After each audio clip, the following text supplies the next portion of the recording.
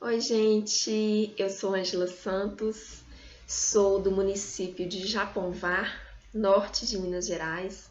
Sou filha dos agricultores familiares João Antônio, o Tony Redondo e da Aninha. Então me convidaram, para falar um pouco sobre a inserção da mulher no mercado de trabalho.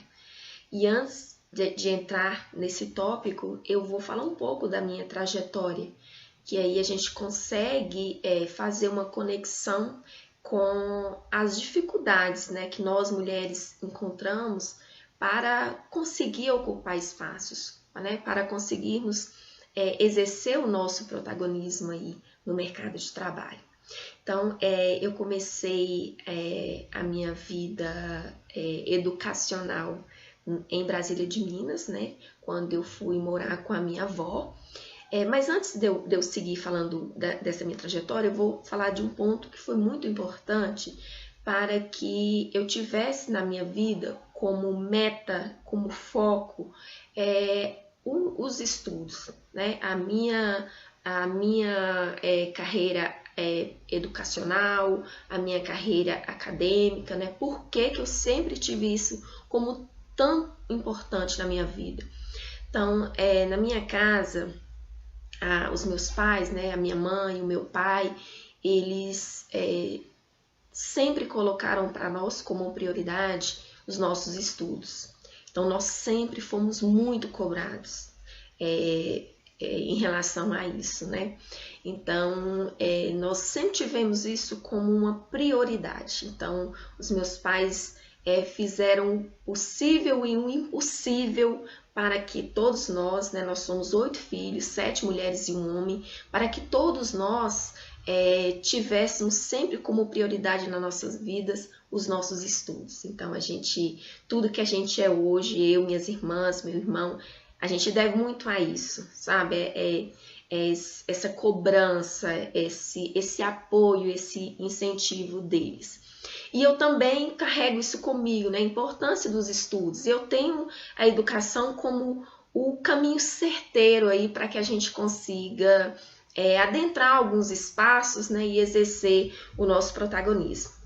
Então, como eu havia falado, eu comecei a estudar em Brasília de Minas, quando eu fui morar com a minha avó, Eu fui morar lá porque não havia escola perto da minha casa, Meus pais moram numa comunidade pequenininha no município de Japonvar, e é uma comunidade muito distante, da sede do município, distante dos distritos. Então, a gente não tinha uma escola perto em que eu pudesse estudar. E naquela época também não tinha transporte escolar, gente. Transporte escolar é uma conquista assim, recente, digamos assim, recente. Na minha época não tinha transporte escolar. E aí, na minha época eu sou tão velha não, tá? Isso eu tô falando por volta de 1989, 1990, que foi quando eu comecei a estudar. Então, não havia transporte, não havia escola perto. Então, eu tive que morar com a minha avó para eu começar a estudar. Comecei no pré-escolar. Fiquei em Brasília de Minas até a primeira série. Depois eu voltei para a casa dos meus pais e passei a estudar na Escola Municipal Joana Batista Alegria, que é uma escola no município de Japonvar, que passou a funcionar, passou a ministrar a educação básica, a fase inicial, ou melhor, a fase inicial do ensino fundamental. Então, eu voltei para a casa dos meus pais, comecei a estudar nessa escola. Mas, para chegar nessa escola, eu precisava de percorrer uma distância enorme, atravessando córrego, atravessando barrocas, para chegar até essa escola. E é muito distante da minha casa, mas foi a mais próxima, que passou a ofertar o ensino fundamental, que era o que eu precisava. Estudei o ensino fundamental nessa escola. Depois, eu passei a fase inicial do ensino fundamental, de primeira a quarta série. Depois, eu passei a estudar na escola de Nova Minda, que é a Escola Estadual Manuel Pereira de Araújo, onde eu passei a cursar a quinta série. E para isso, eu fui morar na casa da minha tia Cida e meu tio Valdeci. Então, eu cursei essa segunda fase do ensino fundamental, né? Segunda etapa do ensino fundamental. E finalizando lá o ensino fundamental, eu passei a estudar em UNTRA, né? Na Escola Estadual Simão da Costa Campos, hoje a Escola Estadual Guimarães Rosa. E lá eu cursei todo o ensino médio.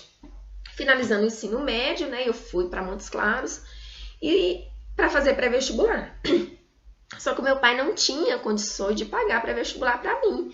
Meu pai é um agricultor, quem conhece a realidade agricultor aí sabe que é quem não tem um salário mensal, que é quem come parte do que produz, né? Compra o que não produz, mas compra com muita dificuldade, né? Naquela época era com muita dificuldade, que a gente não tinha Bolsa Família, a gente não tinha Bolsa Escola, né? Quem é dessa realidade aí sabe como essas políticas são importantes para quem é beneficiário direito dela, né? Então, quando eu vejo uma pessoa criticar, me dói muito, porque critica quem não é dessa realidade, quem não sabe a importância que elas têm na vida de cada um, né? Então, nessa época, era tudo muito difícil. Então, eu fui para Montes Claros, fui trabalhar de empregada doméstica na casa de Yolanda Martins Pereira, né? Foi uma pessoa a quem eu devo muito. Já está com mais de 100 anos, né? E na época eu comecei a fazer o pré-vestibular no Gabarito, né? Quem é dessa época lembra do Gabarito funcionando ali do lado da Praça de Esportes, né? Em Montes Claros. Então, eu saía lá do lado do biotécnico, porque eu não tinha condição de pagar. O dinheiro que eu ganhava não dava para eu pagar no biotécnico, mas eu pagava no Gabarito, que era tão bom quanto e era mais barato. Então, eu fiz pré-vestibular lá e passei em agronomia no final de 2002. Então, antes de entrar nessa parte aí, né, que eu, enfim, consigo ingressar na graduação, eu quero retomar aqui algumas dificuldades, né, que a gente encontra nessa trajetória quando você sonha demais, né? Quando você, como diz muitos, você quer pegar onde você nem sequer alcança, né? Que é assim que muitos pensam. Quando você é de um contexto rural, você não tem condição financeira e, de uma certa forma, em relação aos que estão na cidade, você está numa condição inferior, porque é assim que muitos que estão na cidade pensam, né? Que a gente é inferior, que a gente não pode conquistar, quem está na cidade conquista, né? Ou tem possibilidade de conquistar.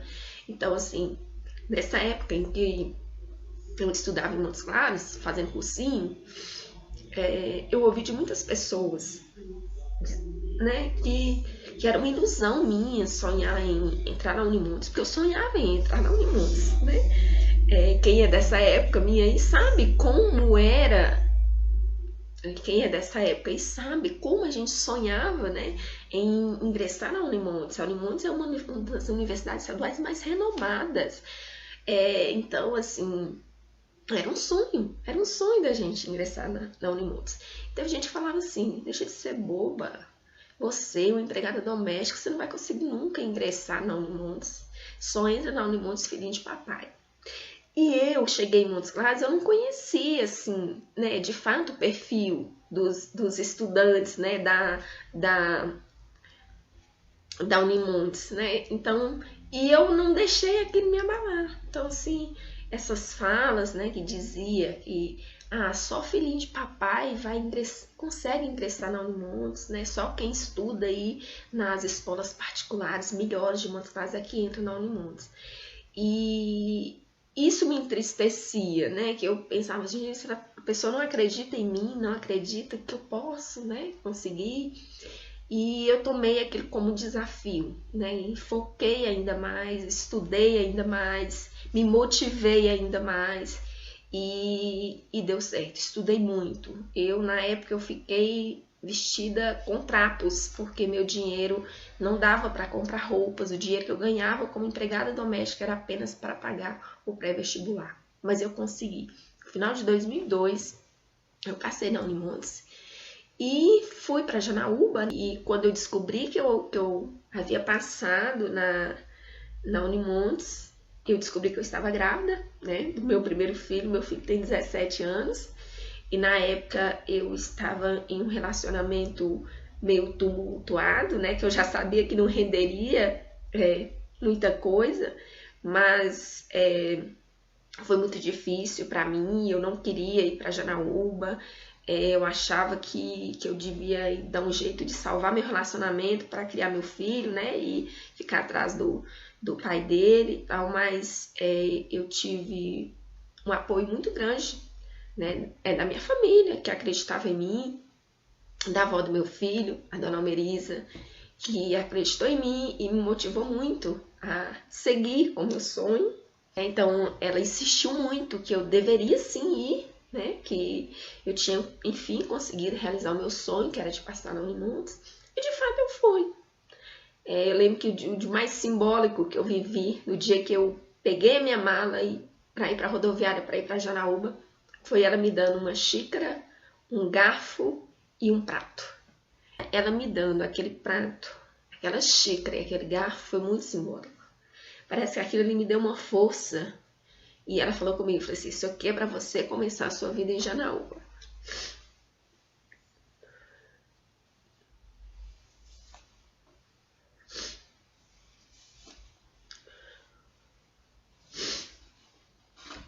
E eu fui para Janaúba, lá encontrei pessoas maravilhosas, que me apoiaram, que me ajudaram, que me estenderam a mão e contribuíram muito para que aquele momento conturbado, eu me senti tão só e contrastando aí, né, com minha felicidade por estar ali naquele curso, né, naquela instituição, na Unimontes, que eu tanto sonhava. Então, eles contribuíram para que tudo fosse mais fácil. Então, esse apoio foi muito importante para a minha turma, né, de agronomia aí na Unimontes. Então, fiquei na Unimontes até o segundo período, né? Aí tirei licença maternidade, tive tratamento especial. Depois eu retornei para lá, finalizei o segundo semestre e depois eu transferi para o UFMG. Cheguei na UFMG em 2005, cursei, né, a graduação até 2009, concluí em 2009. E nisso, gente, a partir do segundo ano de graduação, eu comecei a dar aula. E eu pegava carona de Janaúba até Montes Claros e de Montes Claros até Japonvá, de Japonvá até Nova Minda, né, para dar aula. Eu peguei umas aulas de química em Nova Minda. Depois eu soltei as aulas de Nova Minda e peguei em Japonvá. E me apaixonei pela docência, porque eu amo a docência. Então, eu fazia esse malabarismo. Eu saía de Janaúba, eu tinha aula lá de manhã, à tarde eu pegava carona para chegar até Montes Claros, e pegava outra carona de Montes Claros até Japonvá para conseguir dar aula. E eu pegava carona porque se eu pagasse com o dinheiro que eu ganhava como professora, eu ficaria toda na estrada, né? E eu precisava ganhar o dinheiro de alguma forma porque eu não tinha condição nem sequer de me manter lá em Janaúba, né? Então, nessa época em Janaúba, eu contei com o apoio de muita gente, né? Eu tenho a prefeitura de Lontra, na época, né? Eu sou muito grata a Ildeu e Nelly, porque na época eles tinham um projeto, né, que auxiliava os graduandos e, né, ajudava no transporte dos alunos que estudavam lá em Januária. E me ingressaram, me colocaram junto aí com esses alunos e eu também fui beneficiada com essa ajuda, com esse auxílio, né? E teve mais gente que me ajudou também, muitas pessoas me ajudaram, mas tem também Zé Afonso em Japonvá, né, que me dava um valor mensal. Na época ele era vice-prefeito, né, então ele me dava um valor mensal, tirado do bolso dele, gente, só porque viam a minha vontade, né, de conquistar a minha graduação. Então, é uma trajetória de muita luta em que eu devo muito a muitas pessoas para chegar até aqui. E em momento algum eu baixei a minha cabeça. Em momento algum, aqueles dizeres de que eu não conseguiria me desmotivou. Eu usava como um desafio. Eu falei assim, tá achando que eu não vou conseguir? Eu vou provar que eu vou conseguir. Então, depois que eu terminei a graduação na UFMG, Eu montei uma loja de produtos agropecuários, fiquei um tempo trabalhando, né, como comerciante.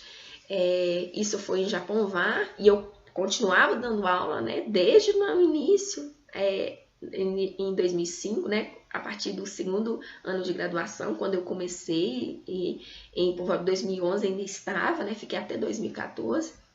E trabalhando como autônoma. Então, eu comecei a trabalhar como engenheira agrônoma, né, prestando alguns serviços, né, já consegui aí me inserir no mercado. Aí ficamos com o comércio por um tempo, depois passamos somente a prestar serviço, né, na área de topografia, né, eu faço isso até hoje, eu juntamente com meus irmãos, né, minha irmã e meu irmão.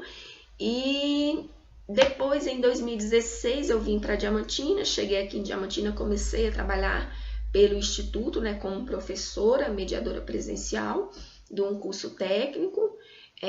Ingressei no mestrado, concluí o mestrado em estudos rurais em 2019 e continuei trabalhando, né, pelo Instituto, nos cursos aqui ofertados pelo Instituto aqui em Campos Diamantina. Agora, nesse ano, né, de 2021, ingressei no doutorado em produção vegetal, né, da UFVJM aqui, e continuo trabalhando, prestando serviço para o Instituto daqui. Hoje eu coordeno uma pós-graduação em geoprocessamento aplicado. Por que eu fiz questão de delinear essa minha trajetória para vocês? Porque quando a gente fala de inserção da mulher no mercado de trabalho, a gente precisa de considerar que são muitas as dificuldades que a gente encontra para que a gente consiga inserir nesse mercado de trabalho. Né? Desde as dificuldades financeiras, dificuldades geográficas, dificuldade de deslocamento, né? A dificuldade para você acessar um curso, né? Uma graduação, até a dificuldade cultural. Então, todas essas dificuldades que eu enfrentei, eu enfrentava junto à cultura, né, dessa sociedade que nós estamos inseridos. A cultura de que a mulher deve aceitar o destino dela como sendo de casar, ter filhos e ser uma dona de casa. Então, gente, o que eu quero enfocar aqui? Nós precisamos de entender que nós podemos ser muito além de mãe, dona de casa, esposa. Nós podemos ser tudo isso e ainda sermos profissionais. Nós podemos ser tudo isso e ainda ser uma graduanda, uma pós-graduanda.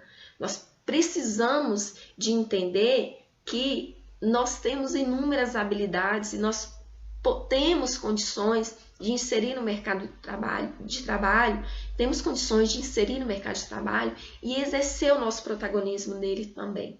Então, eu falo assim que as mudanças mais significativas nesse cenário em que a gente se insere, né, de que a gente ainda vê o privilégio, né, de homens para ocupar determinados cargos. A gente ainda vê homens com salário maior do que uma mulher que exerce as mesmas funções que ele.